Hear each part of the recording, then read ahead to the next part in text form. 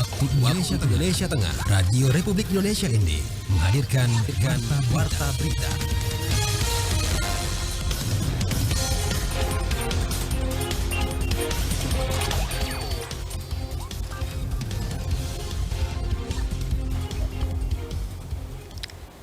Selamat pagi saudara, Anda mendengarkan Warta Berita Daerah RRI ND edisi Jumat 10 Januari 2025. Sari berita, Asosiasi Pariwisata Asita Manggarai Barat khawatirkan penyebaran virus HMPV di Labuan Bajo. Sistem pangan lokal Lembata diadopsi untuk ketahanan pangan nasional. Bersama saya Angela But, inilah berita selengkapnya.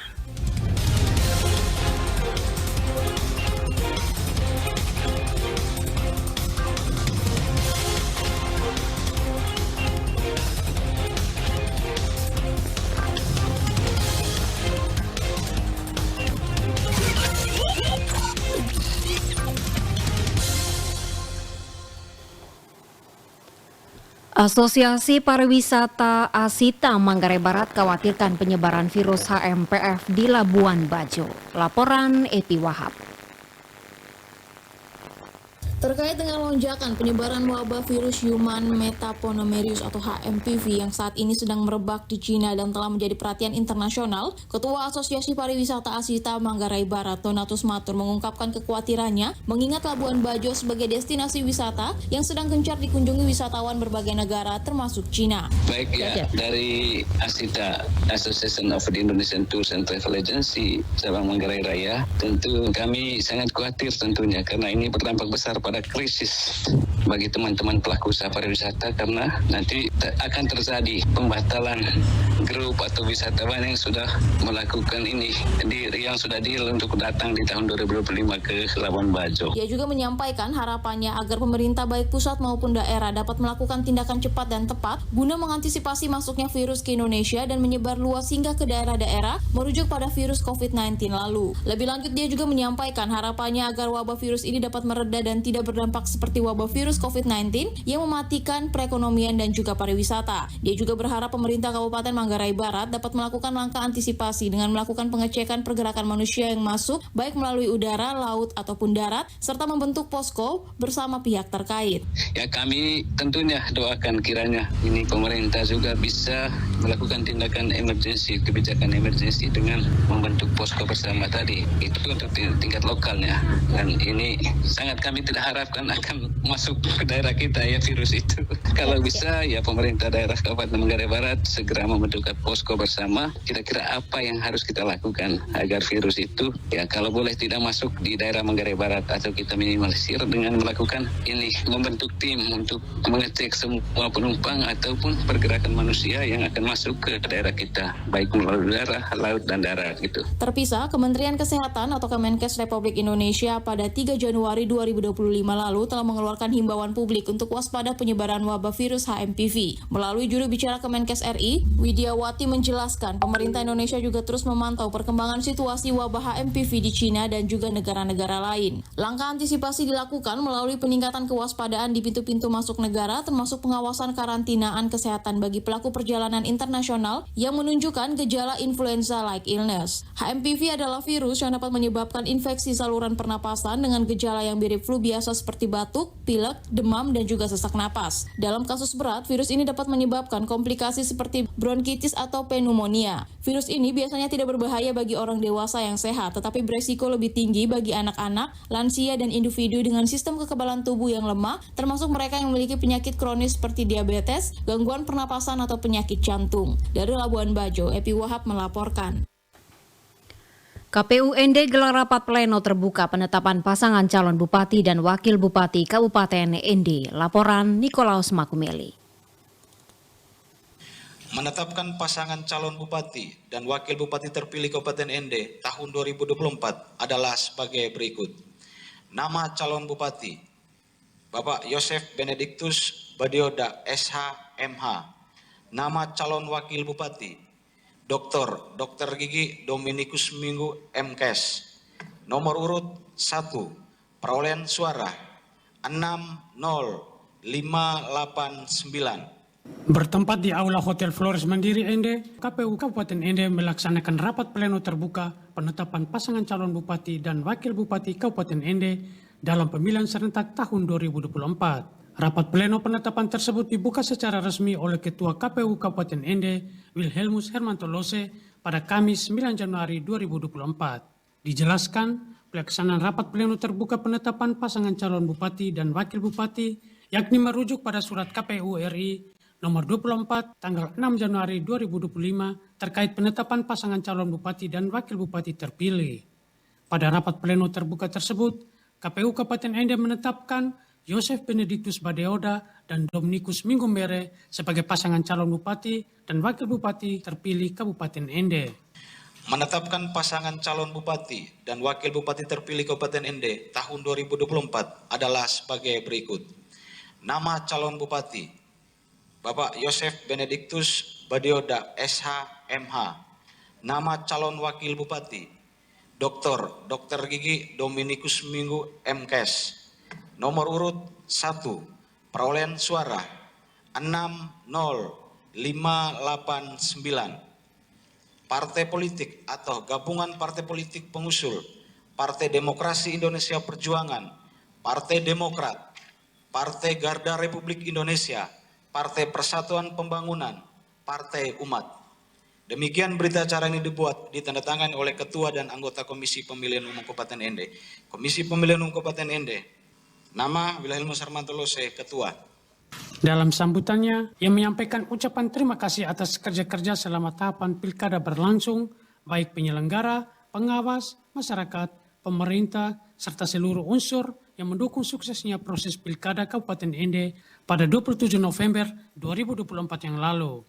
Secara lembaga dan mewakili rekan-rekan komisioner, kami menyampaikan banyak terima kasih atas proses tahapan pilkada di bumi rahim Pancasila yang kita cintai ini berjalan dengan aman, lancar, sukses, dan sangat luar biasa mendapat apresiasi dari berbagai pihak.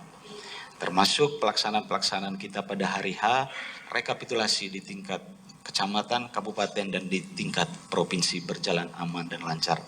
Saya meyakini ini semua berkat kerjasama, berkat dukungan, berkat kolaborasi, kerja-kerja kolaborasi kita selama ini pada tahapan pilkada selama kurang lebih 7 bulan lebih. Dirinya berharap setelah penetapan selesai, semua pihak tetap menjadi bagian dari demokrasi dan tidak hanya pada tahapan-tahapan pelaksanaan teknis pemilihan, tetapi menjadi bagian dari proses demokrasi dalam kehidupan berbangsa dan bernegara. Turut hadir pada rapat pleno terbuka tersebut, unsur Forkompimda, Bawaslu Kabupaten Ende, tim pemenangan pasangan calon bupati dan wakil bupati Kabupaten Ende tahun 2024, serta beberapa unsur media. RRI Ende, Nikolaus Makumeli melaporkan. Sistem pangan lokal Lembata dinilai dapat diadopsi untuk memperkuat ketahanan pangan nasional. Laporan Lady Badin. Hal ini diungkapkan oleh Direktur Kepercayaan Terhadap Tuhan Yang Maha Esa dan Masyarakat Adat Kemendikbudristek Samsul Hadi. Samsul Hadi menjelaskan kearifan lokal masyarakat Lembata yang sudah lama diterapkan dalam menjaga kedaulatan pangan dapat menjadi inspirasi untuk memperkuat ketahanan pangan nasional. Lembata yang dikenal sebagai Pulau Serelia memiliki beragam varian pangan lokal seperti jali-jali, sorghum, jewawut, hingga jagung pulut. Tidak hanya itu, masyarakat setempat juga memanfaatkan berbagai jenis umbi-umbian yang diperoleh dari hutan. Potensi pangan lokal ini menurut Samsul Hadi dianggap sebagai aset penting dalam menjaga ketahanan pangan di masa depan. Pentingnya pengembangan sistem pangan yang berbasis kearifan lokal, sehingga dalam mempertahankan tradisi dan mengadopsi untuk meningkatkan ketahanan pangan di masa mendatang, sehingga Pulau Lembata yang memiliki latar belakang sejarah berkaitan kedaulatan pangan yang cukup bagus di era sebelum tahun 1985, di mana ketersediaan pangan melalui lumbung yang ada di masing-masing desa cukup tersedia dengan baik. Samsul Hadi juga menambahkan sejarah ketahanan pangan yang kuat di Lembata menjadi salah satu alasan pulau ini dipilih sebagai lokasi magang mahasiswa dalam program MSIB pada Oktober lalu. Masyarakat dan generasi muda diharapkan dapat berkontribusi dalam mengembangkan sistem pangan lokal sekaligus mendukung ketahanan pangan nasional. Lembata diharapkan terus menjadi contoh dalam menjaga kearifan lokal dan memperkuat ketahanan pangan di masa depan. RRI Ende, Lady Badin melaporkan. Anda sedang mendengarkan Warta Berita RRI ND. Pasokan minyak tanah terbatas warga kelurahan dan sejumlah warga desa di wilayah Kecamatan Nangapenda terpaksa harus mengantri lama untuk mendapatkan minyak tanah. Laporan Rovinus Bula. Warga Kelurahan Dorurea dan sejumlah warga desa di Kecamatan Nangapenda, Kabupaten Ende, Provinsi Nusa Tenggara Timur terpaksa harus mengantri lama untuk mendapatkan minyak tanah. Pantauan RRI di lokasi salah satu pangkalan minyak tanah di ibu kota Kecamatan Nangapenda pada Kamis 9 Januari 2025, banyak warga dari sejumlah desa termasuk ibu rumah tangga yang ada di wilayah Kelurahan Dorurea, Kecamatan Nangapenda harus mengantri lama bahkan berjam-jam untuk mendapatkan minyak tanah sesuai kebutuhan rumah tangga mereka. Salah satu warga Kelurahan Dorurea yang tidak mau menyebutkan nama lengkap, sebut saja Mama Ira, mengatakan untuk mendapatkan minyak tanah dirinya terpaksa harus mengantri lama dari pagi hingga siang hari. Sementara pangkalan minyak di ibu kota Kecamatan Nangapenda sangat terbatas. Ia menjelaskan ketika ada pendropingan minyak tanah dari agen yang ikut mengantri tidak saja warga Kelurahan Dorurea, tetapi ada warga dari sejumlah desa yang ada di wilayah Kecamatan Nangapenda. Sebagai masyarakat dan juga sebagai ibu rumah tangga, dirinya berharap kepada pemerintah kecamatan dan juga pemerintah Kabupaten Ende untuk mendengarkan keluhan warga karena pangkalan minyak tanah di ibu kota Kecamatan Nangapenda masih sangat terbatas. Sementara wilayah Kecamatan Nangapenda begitu luas, kemudian jumlah desa juga sangat banyak. Iya, sudah dari tadi pagi manusianya full. Kita yang butuh untuk masak itu tuh layannya itu palingan 2 jergen, 1 jergen. Itu pun dikasih kupon, kita pakai rebut kuponnya. Kalau dapat kupon ya sebentar dapat minyak. Nah, kalau yang belum dapat kupon berarti antrinya kali berikut lagi dulu. Setelah selesai dulu baru dapat kupon lagi satu-satu, itu pun dapatnya satu-satu. Jadi kita di sini nih harganya begitu banyak. Jadi minyaknya ini masih kurang gitu. Minyaknya masih kurang, terus pangkalan juga kurang.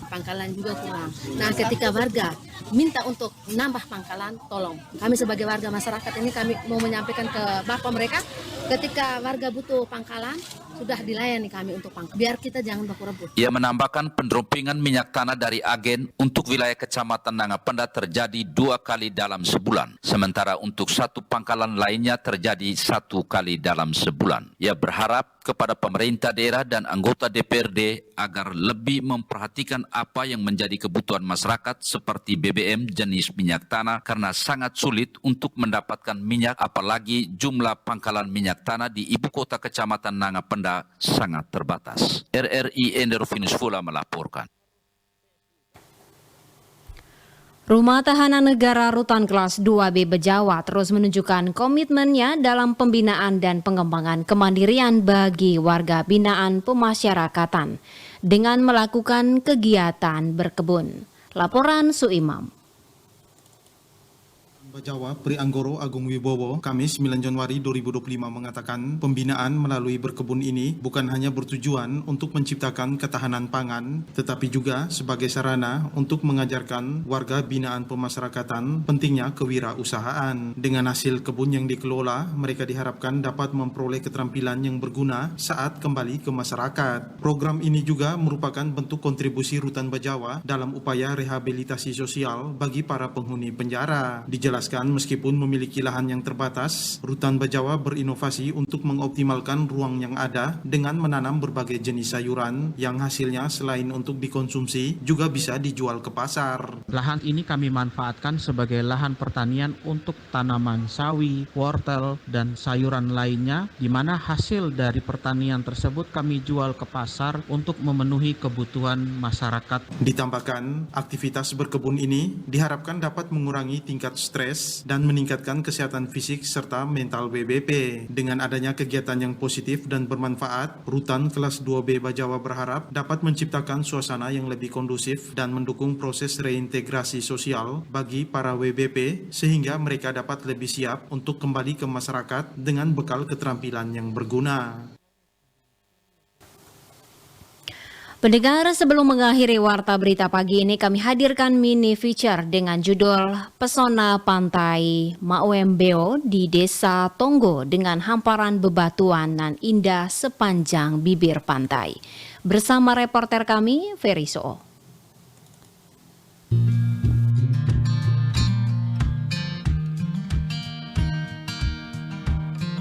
Berwisata di pantai menjadi momen yang menyenangkan ketika bermain pasir atau berenang. Jika berkunjung di Pantai Tonggo atau Pantai Mauembo, Anda tidak akan menemukan pasir, tetapi hamparan batu ukuran kecil nan cantik sepanjang bibir Pantai Mauembo. Biasanya pantai-pantai yang ada di Pulau Flores, Nusa Tenggara Timur, khas akan pasir putih atau hitam. Kali ini berbeda dengan pantai yang berada di selatan Flores. Saat berlibur di tempat wisata ini, kaki Anda dimanjakan dengan sensasi batu kecil dan halus. Pantai Mauembo yang terletak di Desa Tonggo, Kecamatan Nangaroro, Kabupaten Nagekeo, Nusa Tenggara Timur, tidak hanya terkenal dengan keunikan bebatuannya, tetapi kejernihan air lautnya mampu membius mata wisatawan. Kepala Desa Tonggo, Claudius Moy, mengatakan setiap minggu pantai ini selalu ramai dikunjungi wisatawan, baik masyarakat lokal maupun dari beberapa kabupaten tetangga seperti Ende, Ngadah, bahkan Manggarai. Untuk para wisata, khusus pantai ini dikunjungi banyak wisata lokal. Mungkin setiap dalam satu minggu ratusan orang masuk juga setiap Sabtu Minggu, termasuk setiap hari, tapi yang paling banyak di hari Sabtu dan hari Minggu. Pesisir pantai ini semuanya dikunjungi dari Ende, Bejawa, Soa, Bawai, Mbai turun. Mereka datang wisata di sini, mandi, bersenda gurau, santai-santai di sini. Itulah kelebihan. Walaupun ramai dikunjungi wisatawan, pemerintah Desa Tonggo hingga saat ini belum menetapkan tarif masuk ke lokasi Pantai Mauembo. Wisatawan atau para pengunjung masih secara bebas menikmati indahnya Pantai Mauembo. Selama ini para pengunjung yang datang ke Desa Tonggo untuk berkreasi di sini tidak ada tarif untuk karcis atau apa semua, pungutan tidak ada. Jadi kami belum bentuk perdes pungutan itu, jadi kami belum bisa untuk mengambil bentuk karcis. Setelah kami sudah terancang, setelah ditetapkan itu perdes itu pungutan itu, baru kami buat pungutan karcis untuk di sini. Kepala Desa Tonggo, Claudius Moy, mengharapkan dukungan dan bantuan pemerintah kabupaten dan provinsi maupun pusat untuk dapat mengembangkan potensi Pantai Mauembo ini menjadi lebih tertata dengan dukungan fasilitas yang lebih baik serta menjadi objek wisata andalan bagi Kabupaten Nagekeo, Flores, Nusa Tenggara Timur, bahkan nasional. Harapan kami sebagai kepala desa untuk pemerintah kabupaten, provinsi, pusat, lokasi ini dikunjungi setiap saat. Lebih khusus untuk hari liburan, hari raya. Itu bergurung banyak orang di pesisir pantai, dari pantai sampai semua penuh dengan orang. Untuk itu armada kebutuhan-kebutuhan kami seperti lopo-lopo, MCK kami kan tidak ada. Jadi minta bantu dari pemerintah untuk mendukung kami, bisa memberikan kami MCK atau lopo-lopo supaya bisa ada lebih banyak pengunjung untuk naksir kita di lokasi ini. Itu harapan kami. Bagi Anda yang ingin menikmati pesona Pantai Mauembo, jaraknya cukup dekat dari kota Kecamatan Nangaroro menuju tempat wisata yang menyuguhkan suasana yang teduh dengan hembusan angin yang lembut dan air lautnya yang berwarna hijau toska ini hanya membutuhkan waktu 25 menit. Sesampainya di Pantai Mauembo, air laut yang bersih dengan keunikan bebatuan sepanjang bibir pantai menggoda Anda untuk terus berlama-lama dan menjadikan perjalanan wisata yang tak terlupakan.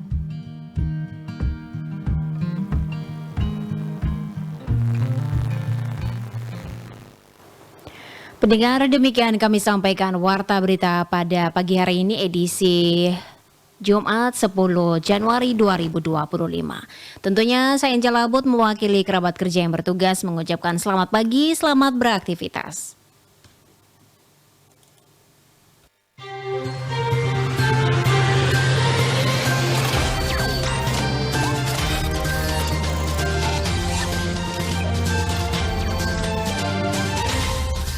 Terima kasih Anda telah mengikuti Warta Berita RRI ND.